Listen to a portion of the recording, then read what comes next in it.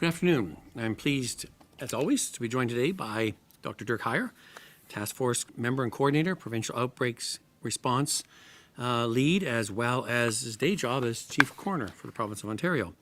And so I'll provide some updates, and then I'll leave it if Dr. Huyer wants to add any further comments, and of course to answer questions from the media. So it's Thursday. How are we doing? Where are we since Monday? We're looking at the time, it's the peak time when we see effects of the long weekend.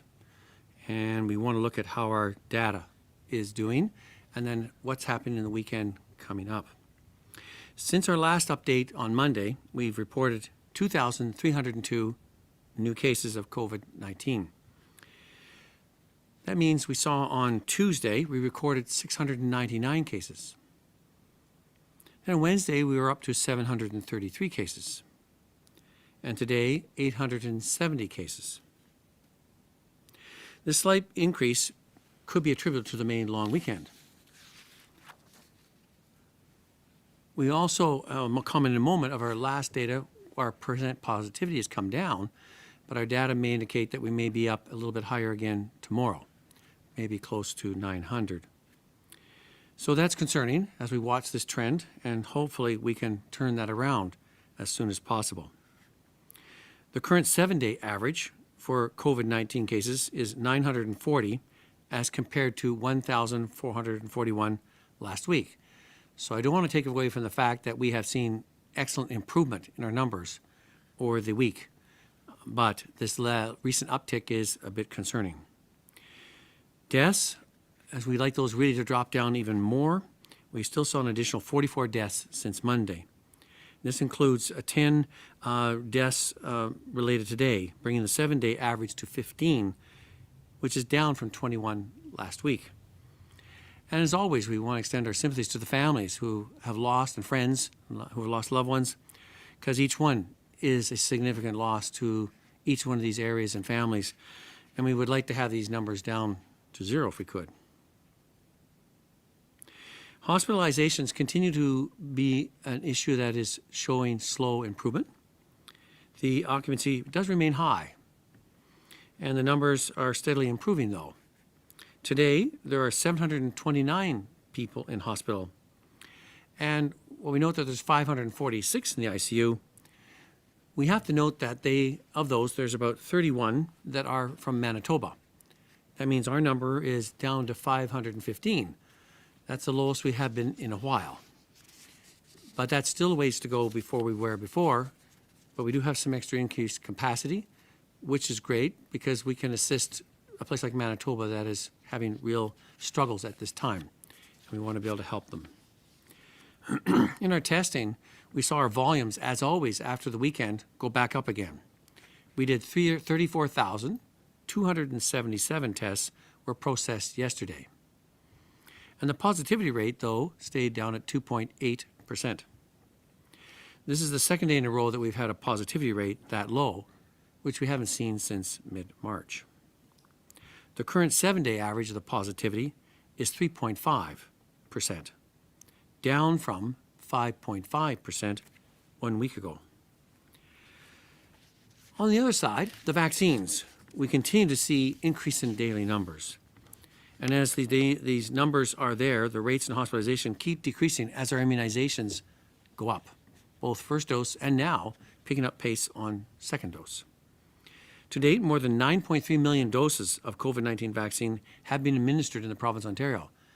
That is a tremendous job done, both by those giving, preparing, distributing, all the planning, logistics, and everyone for coming out, by yourself or bringing your loved one or people who need to come out and get their vaccine at the right time and the right way. As effective tomorrow, June the 4th, individuals who receive their first dose of AstraZeneca COVID-19 vaccine will be able to receive the AstraZeneca vaccine. That's just not the ones that were in the 10 to 12 week. This is now 12 weeks, so we have our supply there. But they can also, with informed consent, receive the second dose as an mRNA vaccine, either the Pfizer or the Moderna, if they so wish. So that's what we said we wanted to do, and we've been able to satisfy ourselves with the information materials from our National Advisory Committee on Immunization, as well as from other sources, that mixing the doses is safe. And so we encourage you to do that, and you have the choice between your second dose of AstraZeneca or one of the mRNA vaccines. So combining similar vaccines from different manufacturers in a series is not a new concept. It's been done before. In the past, with our standard vaccinations for children and adults, sometimes they're made by different companies. And sometimes we have a mix between influenza and hepatitis A, for example. So NACI's guidance also advises that Pfizer and Moderna COVID-19 vaccines can also be safely interchanged for the first and second doses. So that's sometimes where, because of supply and flow, you may say, well, if you got one, say Pfizer the first time, and you're in an area that has Moderna being offered for second dose in the right time frame, you could choose to get the Moderna if you wanted to, or wait longer for the Pfizer if you so wish to, or vice versa. So Ontarians who received the first dose of an mRNA vaccine should be offered the same vaccine in the second dose if we can. I mean, I would encourage people to do that, and sometimes waiting another week or so in a timely way with the COVAX system may not be that much of an inconvenience to you. If the same mRNA vaccine is not available, then, as I said, you could substitute it with the other one.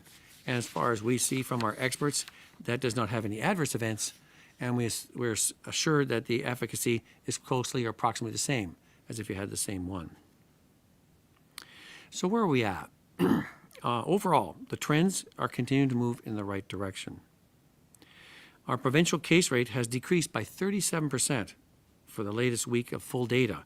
That's the week of May 22 to May 28, 2021. And 55.8 cases per 100,000 in the province of Ontario. That is down considerably where we were just a week ago. So this is indeed very good news.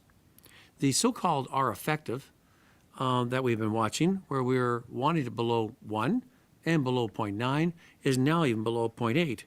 It's at 0.74. So this is a drop from 0.82 last week. Another indication of the impact of vaccination throughout our communities. Our hospital and ICU admissions still remain up high, and we're still waiting for those to come down, but they are a late responder. And we're trying to see if our hospital admissions are dropping off at a more rapid rate, because that's a better indicator than the ICU admissions, which have to deal with length of stay, which is also increasing.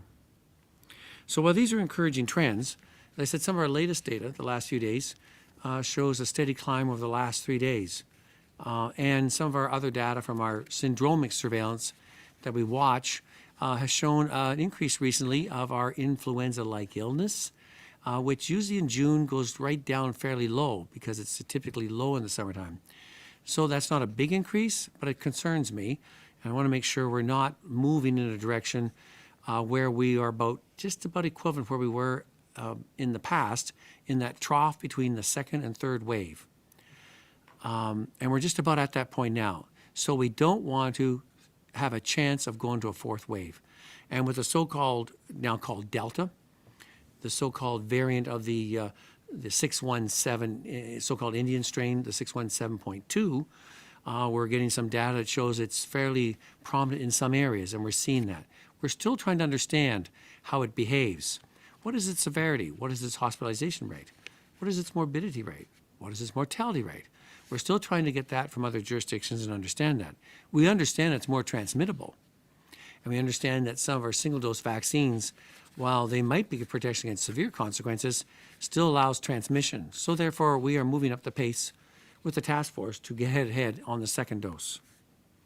So that's where we're at right now. We're in this very critical time of seeing if we are going to progress and keep going down and get down below that trough between what we were between the second and third wave, down to those low numbers that would give us a good position to move out into the summer. Or are we seeing a blip due to the Victoria Day weekend? Will that correct itself over the weekend? And can we keep the so-called Delta variant at bay and keep the numbers down as we continue to ramp up our vaccine program that's happening live time right now? And so thank you again for all that you're doing to maintain the measures at this stage, going out to get vaccinated when your turn comes, and for all those who are undertaking to get those vaccines out and around in the many different formats. And I'm excited every time to hear all the different ways we're doing that, to get everybody has the opportunity to get it when they can, when they should get it, and to get both their doses in a timely fashion. So, unless Dr. Huyer has some further comments. Okay, over to you, Dr. Huyer. Thanks, Dr. Williams, and good afternoon, everybody. Just want to pause from the discussions that we have around COVID on a regular basis, where there are certainly many tragedies associated with COVID, and we've talked about those throughout. But I also want to take a moment to recognize the impact on many, the suffering by families and communities, and express sadness about the tragic information coming from British Columbia that we've all been talking about. It's all associated with the horrible tragedy associated with Indian residential schools, and I don't want any of us to forget that, and to walk together to continue to remember and to continue to help move forward from such a tragedy. With that, over to the media for questions. Thank you, Dr. Huyer. We'll go to the phone lines. Just a reminder, one question, one follow-up. Over to the first question, please. Your first question comes from Randy Rath, from CHCH TV. Randy, please go ahead. Hi, doctors. You're saying that people that got AstraZeneca as their first choice or as their first dose now have the choice of getting an mRNA vaccine or another shot of AstraZeneca. What should that choice be based upon?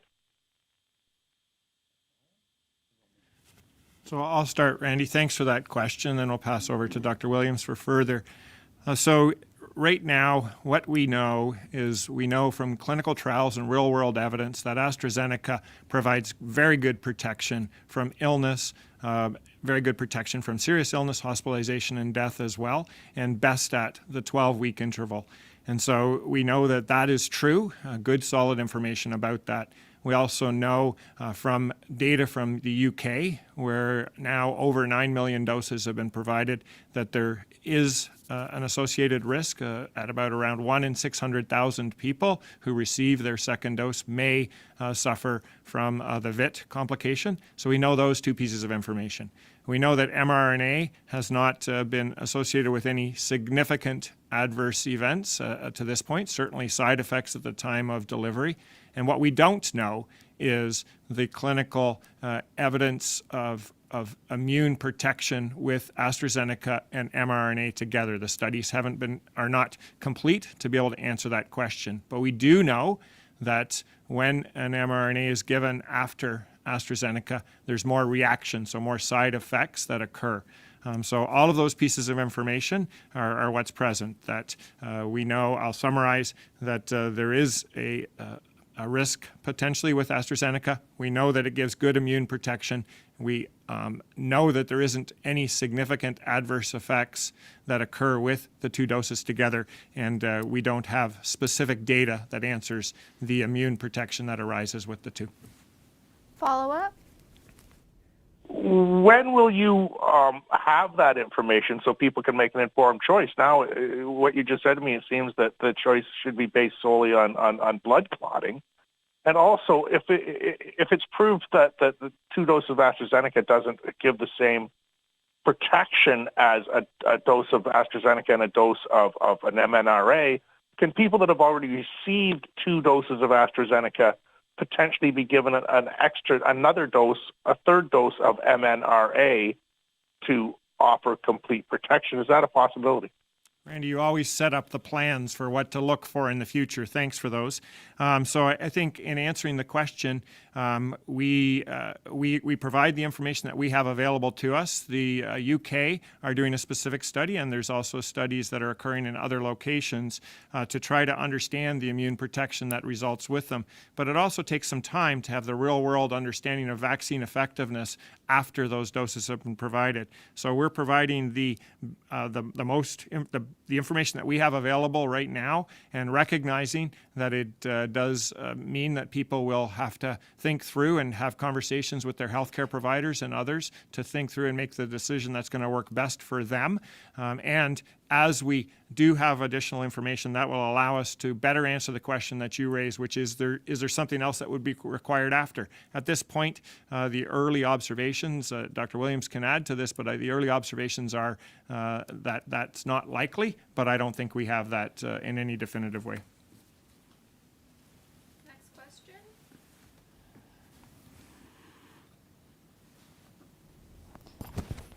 Next question. Doctors, just wanted to pick up on what the Premier was saying yesterday, that he was cautiously optimistic that there might be the possibility of an earlier reopening going into stage 1 earlier than June 14th. So earlier today, Health Minister Christine Elliott said, maybe a few days. And Dr. Williams, what you were just saying, it doesn't sound like you're ready at this point to recommend that. How do you look at what the Premier has asked, and what kind of shape do you think we'll be in over the next week or two?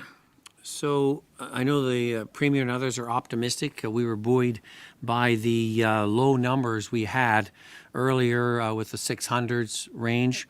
This recent rise in the last few days, which is not atypical of what we experience in week over week. It's a bit more than we anticipated, but we want to make sure this is just a temporary one, maybe related to the Victoria Day weekend. So therefore, the data at the moment is less promising at this time, but we want to make sure we look at it early next week to have an idea of what it might be. So like others, if all our indicators are in a good position, we were looking for the week of the 14th. We like to see if we can improve on that, but it really is down to the numbers. And if I hope we don't have a continual rise over the weekend of more cases getting over 1,000 again. That would be disappointing, to say the least, because we tried to make sure all the measures were in place for the Victoria Day weekend in that. And so let's hope we can turn that around fairly assertively and see if the numbers drop, and then we'll have some better answers for the Premier and the Minister early next week. Follow up. And thanks, Doctor. And just to get back to Delta variant, what's the latest situation with Delta? What are the numbers? Where is it strongest? Just looking for chapter and verse on whatever intelligence you have on it right now. So one of the things we're dealing with the Delta is that we haven't got the same live time surveillance tool that we did with the so-called PCR related to the B117, it used to be called UK, now called Alpha, different names, and with the P1 as well as the 135. So we're having to use whole genome sequencing, which is slow and laborious. And so we're going to have to use some measurements to give a best approximation. So we're getting valuable input from Public Health Ontario in that.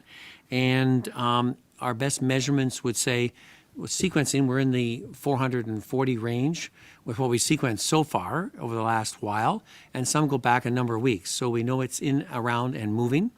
It tends to be concentrated more in our larger urban centers. That's not surprising, as in Toronto and Peel, as well as some other larger urban centers. We've had a few clusters outside as well. And we've had some concerns with an outbreak related to a mine in Nunavut that has spread a number of cases around Ontario. So we're continuing to watch those. With our measurement system, it may be the numbers are probably higher than that. And that's why you're hearing some percents being projected in certain areas as it becomes more increasingly prominent. Some of our percent projections say it moved up from 12% up to 17% and maybe even up to 23%. But those numbers are rising as our volume of tests drop down. It'll be interesting to see what it shows with these higher numbers over these last few days. So I can't give you a precise number except to say it is rising, and we're seeing it more prominent in our large urban centers, as well as it has shown itself around in different areas in the province. So it's not just located, isolated to those ones alone. And we're continuing to improve on our ability to move through the whole genome sequencing. as much as our laboratories can expedite that and still doing the quality work. So we'll be updating you as soon as we can with more and more detail, but it certainly has been helpful to get their further analysis on it that gives an idea of that it's maybe more prominent than we had seen, even as the prominent one before, the B117 UK, is dropping down. Next question. Your next question comes from David Woodard from AM 640. David, please go ahead. Thank you very much. I was hoping for some clarity, Dr. Williams. You say that it's a rise in daily case counts, but because there were more tests as well, which resulted in lower positivity rate, is it really higher numbers, or is it just that we're seeing basically, the accumulation of, more tests being done equaling more positive tests? You're almost listening to our discussions that we have each day. And we ask the same question. If we see the volumes going down and the positivity going up, that would be indicative that we're just not doing enough. We're not doing as many tests. It's been interesting to us that we're seeing the volumes go down and the percent positivity go down at the same time. And so we're always attentive to that, the point you're raising. Are we getting a good picture or true picture as the volumes go down? Plus, we're going to ask ourselves, how are the hospitalization rates? Are they dropping off as well? And there's other ways to measure those impacts around, because very ill people will still go and get seen. And so I would say that the positivity dropping down, even as the volumes drop down, is reassuring in that. And so I like to see them both go in parallel. So I think you raised a very good point. That's why I said I wanted to see what happens with the numbers over the weekend coming up, to see if the general trend is the same as other weeks, or are we seeing a larger surge due to the Victoria Day weekend in that, to give us better advice for the early part of next week. But thank you for that question. Follow up. Thank you. And on grad parties, Dr. Williams, it seems like it was a bit of surprise to many local public health units and school boards on the Premier's announcement yesterday. I wanted to know if you were consulted on the idea, and if not, do you think it's a good idea to gather students and parents for year-end parties? So I understand this is something I know that the Premier is very wanting to do, I think, because it's been a tough year for students in general, for all levels, and that's why I think he was wanting to have something for end-of-year get-together somehow for the students for all grades. And that's a major undertaking. In there, I've been, our public health people have been consulted at this time on how might or could that occur. It's a challenging issue to undertake with measures in place at the same time. There are different people that are apprehensive about it. I would depend heavily on the knowledge base of boards of education because you're dealing with unique situations in different areas. I think, as I have in the past when I've had issues at the local level, I really depend on the knowledge base of principals who know their community, who know their schools and know their parents as well as staff on how to undertake that. While it's a good idea, I think there's ways that they might be able to do it that's still safe in that and still meet that kind of sort of end-of-year type activity. I can't see it be the same as the usual ones in the past with the so-called proms and different celebratory events.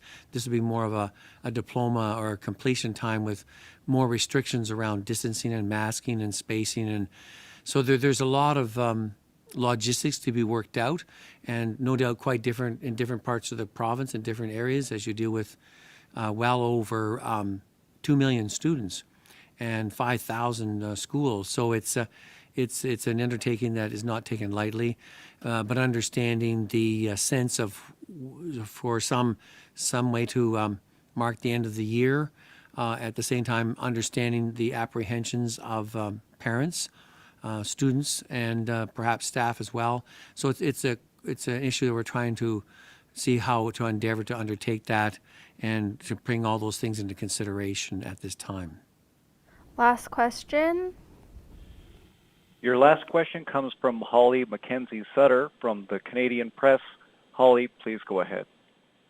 Hi, question for Dr. Huyer. The health minister was saying today that the vaccine task force is looking at moving up second doses for everyone. Just wondering if that means the second dose priority is going to be based on age for everyone now rather than the date of first dose. So just hoping you can explain more about what exactly is actually being considered right now. Sure. I can't speak specifically to what Minister Elliott said, but from a task force perspective, what we're looking at all times is, with more supply, can we move the second doses forward? And we have a plan to move people who are over 80 are eligible to book right now. And as you know, the next group is the 70 to 79. And then what we've done is we've put groupings together based upon when people receive their vaccine so that we can replicate the approach that was taken with the first doses being provided. And so it's whether we have more supply, we can move those allotment or those groups closer or to the left. So it's really compressing the time frame between the first and second dose overall, but it really would be based upon our supply and based upon the delivery to first doses, because we're still balancing first and second doses in a number of areas across the province where the allocations were different and where the populations are different. So it's thinking about things holistically, but thinking about shifting the pieces one bit at a time as we have greater supply and as we know there will be availability for those different tranches. Follow up, and this is the last question. So I guess people aren't going to be offered shots based on a different criteria. It's going to follow the same groupings based on dates, if that's what you're saying. And hoping you could also say whether task force is looking at, maybe prioritizing essential workers sooner, as has been also discussed in light of the variant threat. Yeah, so at this particular point, there's always discussions. Everything with the pandemic changes based upon data and about discussions that we have at the moment. But currently, the understanding that I have is that we are continuing along the replication of the first, which was focused on age and at risk, as we wanted to make sure that those who are at greatest individual risk are provided the earliest opportunity to have the best protection. And then moving from that would be then those who would be at risk by where they live, so congregate settings and other situations, or geographically in the hotspots, and those were all prioritized through the first phase, and similarly they would be moved forward as the dose interval narrows by the tranches of when they were provided that vaccine. So at this point, that's the structure and the strategy that we have, which again focuses on age and at risk. Thanks, everyone.